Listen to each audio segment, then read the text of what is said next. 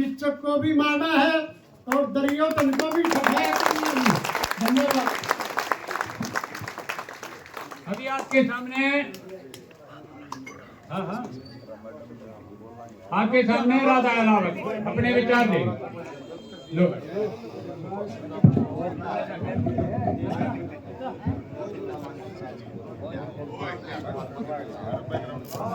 मेरे बड़े गांव की, मेरे बड़े गांव के अपने परिवारों की, हमारे सभी देवी देवताओं की, मेरे पिता समान, मेरे बुजुर्ग, माँ समान मेरी चाची ताई, मेरे हम उम्र मेरी बहनें, मेरे युवा बच्चे जो मेरे बेटों के समान हैं, और मेरी बेटियां, और जितने गणमान्य व्यक्ति आप बैठे हो, सबने आपकी अपनी बेटी की राम राम।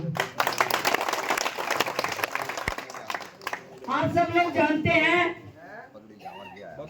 आपने जो कुछ दिन पहले निर्णय लिया, उस निर्णय को आज साबित कर दिया कि भाईचारा हमेशा एक है, और जब भाईचारे की बात आती है तो पूरा गांव संगठित हो जाता है। और मैं भाषण ना देके एक ही बात कहूंगी, अभी जो समय बचा है, हर घर से व्यक्ति, हर घर से महिला, हर घर से युवा इलेक्शन के लिए निकलना पड़ेगा।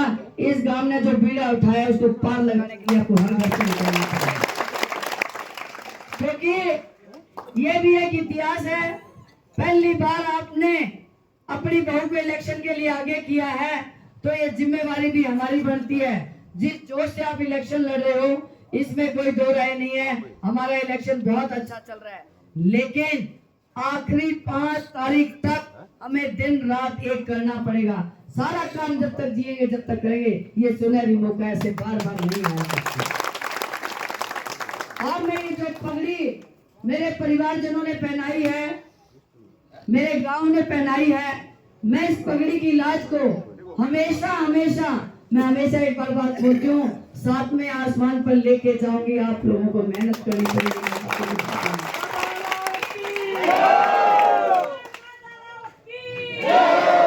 राजनीति को छोड़ के आपने जो भाईचारे की मिसाल दी है, छोटा बड़ा गांव मिलके, और मैं कहती हूँ, मैं बार बार राजनीति की बात ना करके एक ही बात कहूंगी, दोनों गांव को गोंद की तरह चिपक के रहना चाहिए, बहुत जरूरी है।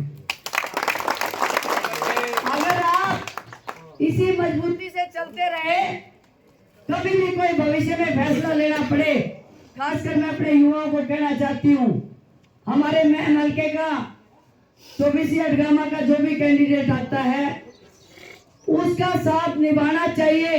बाहर का व्यक्ति इस गांव में हो या हल्के में हो, उसको नकार देना चाहिए, चाहे कोई पार्टी का हो, चाहे कोई निर्दलीय हो। परंतु सबसे जरूरी है भाईचारा। अभी मैं मीडिया वाले भाई को इंटरव्यू दे के आई थी, मैं बोले रे, राजनीति तो आनी जानी चीज है, भाईचारा तो पीढ़ी दर पीढ़ी चलता रहेगा, इसलिए भाईचारा का बहुत जरूरी है। और हम छोटा बड़ा भाई अगर एक साथ मिलके चलते हैं, तो आपकी ताकत की आवाज चंडीगढ़ तक भी जाती है, दिल्ली तक भी जाती है। हर व्यक्ति को मजबूर होना पड़ेगा, हर पार्टी को मजबूर होना पड़ेगा। आपको बहुत ज्यादा, आपको पावर देने के लिए, ताकत देने के लिए हर पार्टी को सोचना पड़ेगा। हमेशा आने वाले समय में, आज नहीं, आने वाली पीढ़ियों को भी ये सबक लेना चाहिए कि हम भाईचारे के साथ मिलके चलेंगे। उसमें छोटा मोटा कुछ त्याग करना पड़े तो त्याग भी कर देना चाहिए, लेकिन भाईचारा एक साथ रखना बहुत जरूरी है। और मैं भाईचारे की बात क्यों कर रही हूँ, मैं राजनीति की बात क्यों नहीं कर रही? मेरे से ज्यादा आप समझदार हो, राजनीति की बात मेरे से ज्यादा जानते हो, इलेक्शन लड़ना आप जानते हो। मैं शुरू से आई तब से एक ही बात कह रही हूँ, मैं आपके हिसाब से काम करूंगी, ना कि आप मेरे हिसाब से काम करोगे। मैं हमेशा आपके हिसाब से काम करूंगी, चाहे वो राजनीतिक फैसला लेना हो, चाहे वो इलेक्शन लड़ना हो, चाहे वो जीतने के बाद फैसला लेना होगा। फैसला आपका होगा, आपका निर्णय होगा, आप कैसा करोगे। और अब आप लोग ये 10 दिन, खासकर मैं अपनी बहनों से कहना चाहूंगी, ये डांगर भी अड़े हैं, खेत भी अड़े हैं, घर का काम भी अड़े है। तड़के बेबे 10 दिन 4 बजे उठ लो, बखत तक काम कर लो, घर से औरत निकल जाओ, जहाँ रिश्तेदारी है और है जा के मजबूती करो। जो महिला नहीं जा सकती हर रोज 10 घर में जाके गांव में तो बोल सकती है, लेकिन मेरा पूरा गांव जब इकट्ठा हो गया है, अगर मेरे को नहीं लगता कि भाईचारे के दबाव से कोई भी व्यक्ति ऐसा छूटा रहेगा जो भाईचारे में शामिल नहीं होना चाहेगा। हर व्यक्ति को आना ही चाहिए। मेरे को नहीं मालूम इस गांव में, और मैं कहती हूँ जिस ढंग से आप पूरे अलग अलग जगह से सारे लोग इकट्ठे हो गए एक जगह, तो आपको एक स्ट्रॉन्ग फैसला और लेना चाहिए। इस बार कोई भी वोट राधा इलाब से बाहर नहीं जाना चाहिए।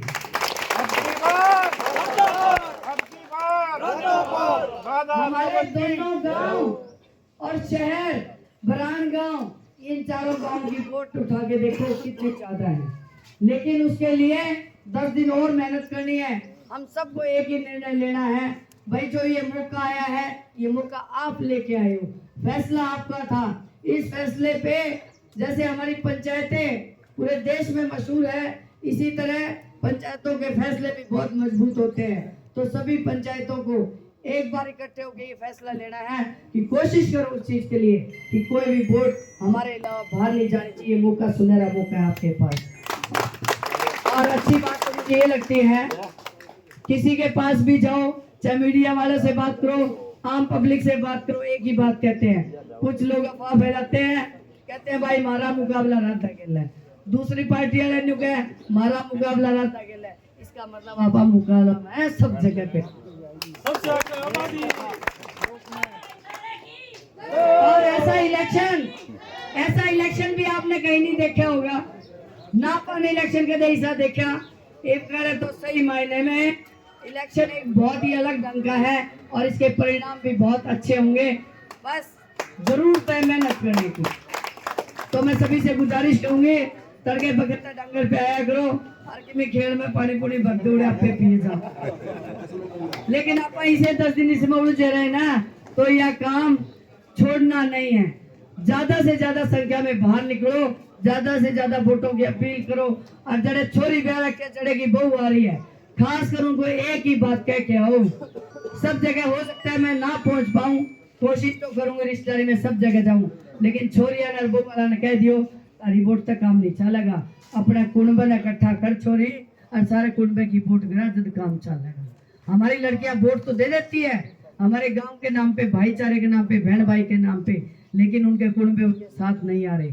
इस बार आप जाके कुंबा इकट्ठा करो, अन्य के तरह रिश्तेदार हो, मारे तो बढ़िया कोई होश कहेगा, क्योंकि सीधा सीधा रिश्तेदारी है। हम नहीं बनते तम बनो हो।